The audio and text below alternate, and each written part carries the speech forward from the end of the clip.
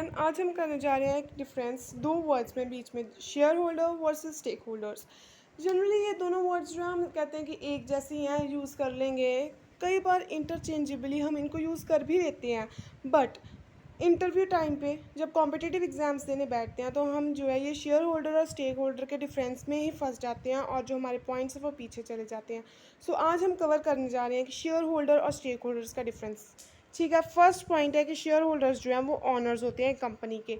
एक कंपनी है, उसका जो भी उसने करना है, जो भी करना है, मान लो उसने अगर एक प्रोडक्ट भी बनाना, प्रोडक्ट ही क्या, अगर उसने एक बंदे को हायर भी करना है उसके लिए भी उसको पैसे की ज़रूरत है। और ये पैसा कौन देगा? ऑब्वियस अब शेयर होल्डर देगा जिसने उस कंपनी के शेयर्स खरीदे होंगे, पैसा इन्वेस्ट किया होगा। ऑनर्स, ठीक है। शेयर होल्डर्स के पहले हम पॉइंट्स कर लेते हैं, बाद में स्टेक होल्डर्स के, फिर हम कॉन्ट्रास्ट में करेंगे। शेयर होल्डर्स वो बंदे होते हैं जिन्होंने पैसा लगाया होता है, उन्हें ऑनर्स कहते हैं। He has already invested money in business, already invest किया होता है, पैसा लगाया होता है। इनको हम इसलिए इन्वेस्ट किया होता है पैसा, इन्वेस्टर्स भी कहते हैं। ये क्या करते हैं, कंपनी के जो है शेयर्स वो बाय कर लेते हैं उसके ऑनर्स बनने के लिए। और इनका फाइनेंशियल स्टॉक जो है कंपनी का वो ऑन कर लेते हैं। फाइनेंशियल स्टॉक मतलब जितना भी उनके एसेट्स ले लो आप, जहाँ छोटे छोटे जो शेयर्स होते हैं ना, उनको हम कलेक्टिवली स्टॉक बोलते हैं, तो वो जो ऑन कर लेते हैं। ठीक है, ये 3-4 पॉइंट्स है जो शेयर होल्डर्स और स्टेक होल्डर्स में डिफरेंस बनाते हैं। स्टेक होल्डर्स की अगर बात करें सिंपल जर्नली, तो स्टेक होल्डर्स क्या हैं, वो सारी कंसर्न्ड पार्टीज़ जिनका बिजनेस में इंटरेस्ट होता है, जो एम्प्लॉयज़ भी हो सकते हैं, कस्टमर्स भी हो सकते हैं, सप्लायर्स भी हो सकते हैं, कोई भी जिन इन और भी हो सकते हैं जैसे क्रेडिटर्स, डेटर्स, कोई भी। ठीक है, अगर इन्वेस्टमेंट के पॉइंट ऑफ व्यू से बात करें तो stakeholders are the persons who has not invested money in business but wants to invest. Interested हैं वो हमारे जानने में, बिजनेस के पैसा इन्वेस्ट करने में। ठीक है, जब हमारी जो रिपोर्ट्स आती हैं, जो फाइनेंशियल स्टेटमेंट्स या बैलेंस शीट होती है, परफॉर्मेंस होती है, जो एनुअल रिपोर्ट्स बनती हैं, समिट्स बनते हैं कंपनी के, उनमें वो इंटरेस्टेड होते हैं क्योंकि उन्होंने जो है वो पैसा इन्वेस्ट करना होता है। अभी उन्होंने पैसा इन्वेस्ट नहीं किया, वो जानना चाहते हैं कि कंपनी किस कहाँ पे स्टैंड कर रही है, उसकी परफॉर्मेंस क्या, फाइनेंशियल परफॉर्मेंस क्या है, कि वो जो है पैसा इन्वेस्ट करें। जब इन स्टेक होल्डर्स ने, अब ये एक पॉइंट आता है, जब इन स्टेक होल्डर्स ने पैसा इन्वेस्ट कर दिया तो ये शेयर होल्डर्स बन जाएंगे। जब शेयर होल्डर्स ने इस कंपनी से, मान लो ये कंपनी ए, एक एक कंपनी है, एक, ठीक है, ए एक कंपनी और बी एक कंपनी है। अब जो शेयर होल्डर्स है ना, उन्होंने क्या किया हुआ है, ये वाले शेयर होल्डर ने पैसा लगाया हुआ है ए कंपनी में। ठीक है, अब ये चाहता है कि जो ए कंपनी है वो इतनी अच्छी नहीं चल रही, तो मैं क्या करूं कि जो पैसा है ना वो ए कंपनी से निकाल कर, ए कंपनी से पैसा बाहर निकलवा कर क्या करूं, बी कंपनी में इन्वेस्ट करूं।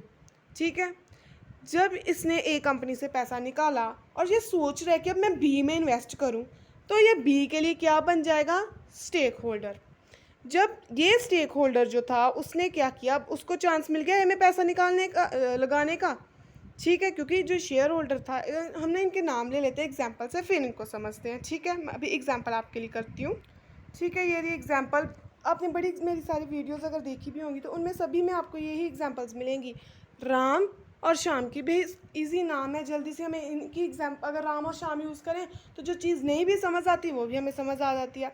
अब देखिए, राम और शाम, राम क्या है, एक शेयर होल्डर है ए कंपनी का, स्टेक होल्डर कौन है यहाँ पे, शाम, और ये मैंने एक कंपनी ली है बी। जो शाम है ना वो ट्राई कर रहा है कि वो कैसे भी करके पैसा जो अपना कंपनी ए में इन्वेस्ट करे, तो वो अभी सोच रहा है, इंटरेस्टेड है इस कंपनी में, तो ये क्या हो गया, स्टेक होल्डर। राम जिसने ऑलरेडी इन्वेस्ट किया हुआ है इस कंपनी में, राम ने ऑलरेडी इन्वेस्ट किया हुआ है। ठीक है, ऑलरेडी इन्वेस्ट किया हुआ, ये थोड़ा तीर सा बना दिया कि इसने इन्वेस्ट कर दिया पैसा। अब वो चाहता है कि यार नहीं, कंपनी अच्छा नहीं दे रही, इससे पैसा निकलवाना है मैंने। ठीक है, इसने निकाल लिया पैसा अपना, अब जो है वो इंटरेस्टेड हो गया कि मैंने कंपनी बी में पैसा लगाना है। जैसे ही राम ने कंपनी ए से पैसा निकाला और कंपनी बी के लिए इंटरेस्टेड हो गया कि कंपनी बी में उसने पैसा लगाना है, तो वो शेयर होल्डर से क्या बन गया, स्टेक होल्डर।